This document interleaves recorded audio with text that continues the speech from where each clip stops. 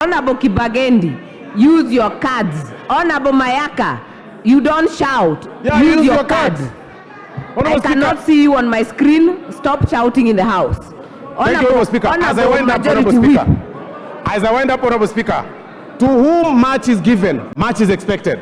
A lot has been given to the county governments, but we can hardly see. You will need a microscope to identify what governors do. But everything NGCDF does is in full glare of the eyes of everybody. Everything that the GAV is doing is visible. But you'll need a microscope to see what governors are doing. You see classes being built by NGCDF across the country. You'll actually mark. But in the county government structure, you'll actually need a microscope.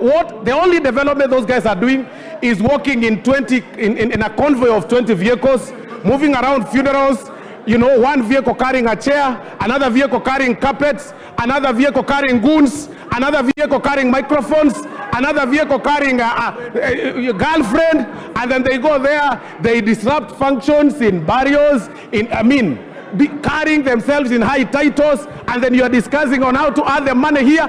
Governors should be subtracted money, not being added. And that subtraction should come to NGCDF and NGAF. And for that reason, Honorable Speaker, we reject the proposal by the Senate on the Division of Revenue Bill. Thank you, Honorable Speaker. Thank you. Okay, honorable members, I will then give the member for Migori, Honorable Fatuma. Thank you, Madam Speaker. I rise to support this because I come from Migori County. I also have a governor called Ochilo Ayako who is working.